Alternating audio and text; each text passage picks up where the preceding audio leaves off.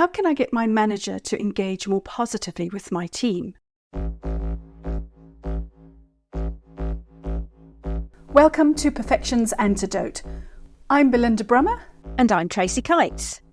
We're on a mission to help you navigate the situations you might find yourself in at work.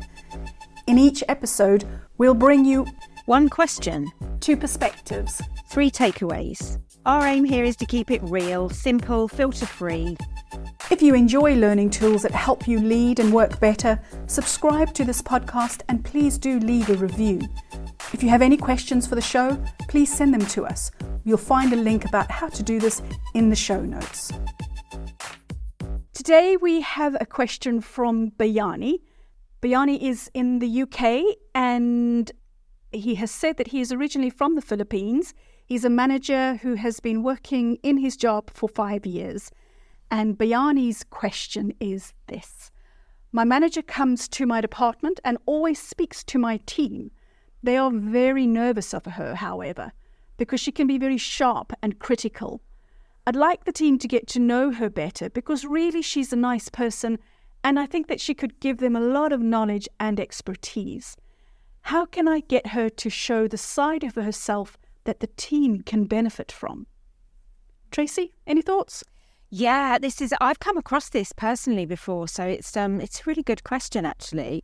I might have said this before. I don't think anyone comes to work to be difficult. I don't think anyone comes to work to cause upset to anybody or to make anyone feel uncomfortable. So I think it's likely that the line manager here is not intending to be sharp or critical. Yes, I absolutely agreed. So I think that it's about learning the skills of giving some great feedback, and feedback goes really well up and down the ladder. And we forget that we can give feedback up, can't we? Yes, yeah, we do. In my world, I call it upward management. Yes. And part of that upward management is giving feedback. Yes, for sure. But I think the principles of it remain the same. So during my research, I've done loads of work around giving feedback, and any level of manager that I've ever spoken to always tells me that they want to receive it in the same way. They want it straight, they want it polite, they want it respectful, they want it in the moment. You know, all of those things apply with upward management, as you say, as much as delivering that feedback to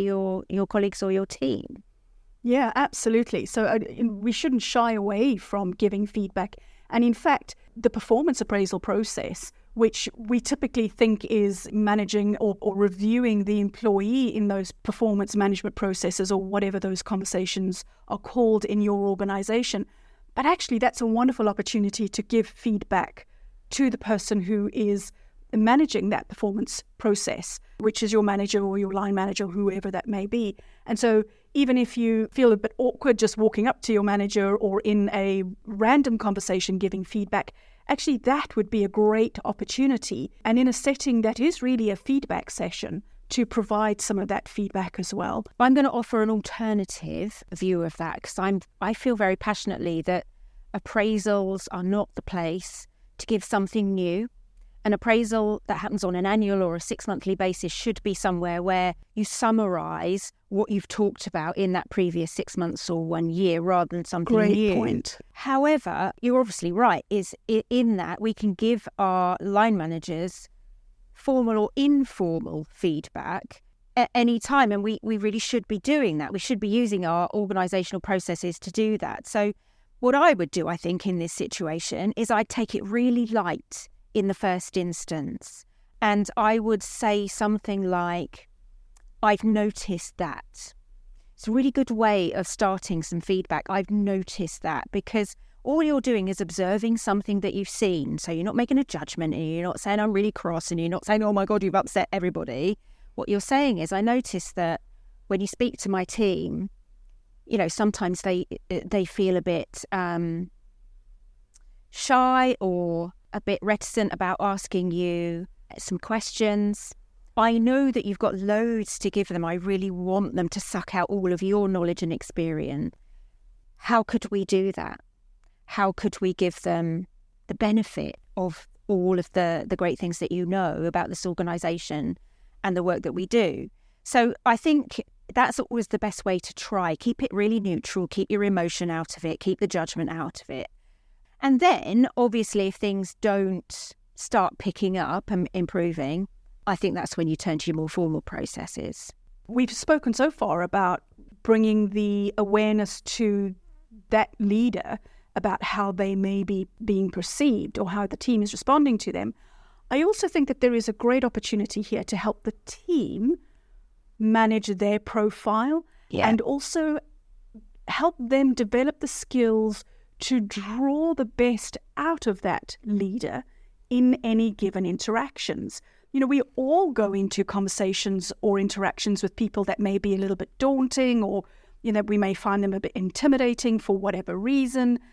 And actually, how do we show up in that conversation or in that interaction that actually does ourselves and our own profile and reputation well, but that actually helps amplify the leader's benefit or the value that the leader can add? So things that you might focus on is think about what questions you can ask somebody. So you know that that leader is really curious or focuses on the quality of whatever we're producing here. Have a question ready for what you're working on, knowing that the leader is probably going to pop round because you've seen the leader coming about.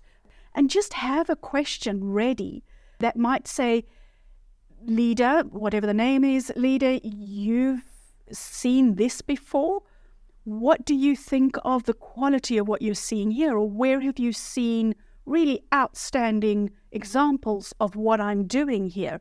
And really coaching the team to ask good questions, to listen, and to manage their own profiles in those situations. Yeah, you're so right. I think sometimes when we're in a leadership or management position, we think that we've got to parent our team and we've got to protect them from people around them that might make them feel a bit uncomfortable. And I think to some extent we have. However, you're right. I think there is a great space to coach our teams, to be able to coach their colleagues, including their line managers around them. And I think, again, part of that might be saying to our teams, I notice that when my line manager comes around, you seem really quiet. You seem a bit frightened of her, maybe. You seem a bit reluctant to kind of engage and ask questions. So again, just pushing it back, just pushing that observation back, because we could be wrong, to be fair. Yeah. They might say back to us, no, I'm perfectly fine, thanks. So it's a good way to check in with how they're feeling. But you're right, we can coach our teams to say, okay, how can we make this better? You know, what do you think we need to be doing to help you to feel more comfortable when she comes around? It's a self-fulfilling thing. If we create adult relationships within our team, people have much more a tendency to behave like an adult. But if we wrap our arms around people and protect them and don't enable them to show up as the adult that they are, then that's going to be self-fulfilling. Absolutely, because the very last thing you want for Bayani to be doing is to be babysitting the leader as the leader moves through the team. That would be the very worst thing, and disrespectful both to the leader but equally to Bayani's team members. Equipping them to have these kind of interactions is great. And really interestingly, I have had a manager actually ask me about the person that they were reporting into and some challenges around their own communication with this individual. They could see and sense the benefit, but the interactions that they had with their leader were always just awkward. They could never quite get there in time or in the way that I think made it feel like a valuable interaction to everybody. I remember one of the most impactful things that we agreed she would do is she did it, and there was great feedback from that in terms of it. It actually really did change her interaction, was to focus on what is important to that leader. You know, I mentioned this in this example, the leader might be focused on quality. Well, how does the leader normally interact on things? What do they normally focus on? What is important to them? And being able to rise to that occasion, and not in a sycophantic way, not in a way where you're trying to butter them up and make them feel good about themselves. At the end of the day, you're trying to say, here is somebody who's come into my space. There is value to be had by me interacting in a really great way with this person. How can I get the best out of that interaction? Rather than cowering or hoping the person's going to move on to the next person. And this is a chance for your team members to grow as well. So context, what is the person interested in? What do they normally focus on? And how do they interact with people that they do have positive interactions with? Observe and talk to people about your observation, both the line manager and your team. I observed this going on. How could we get the best out of this interaction? How could we make sure that everybody's needs are met? Do it informally, do it clearly as an adult interactions. And then if that doesn't work, and I think 9 times out of 10 it does work, but if it doesn't, you've always got your organisational processes to fall back on. The big thing that I hear here is there is value in addressing this. Don't just leave it. Actually address it, whether it's through observations, whether it's through helping your team to upskill or to manage their profile better, whatever it is. There's a value in actually addressing this. The question we've pondered here was, how can I get my manager to engage more positively with my team? Now, your power of 3. Give feedback upwards tactfully. Use neutral language like, I've noticed that, to bring the issue to the manager's attention without being judgmental. Focus your team members on how to interact effectively with the manager.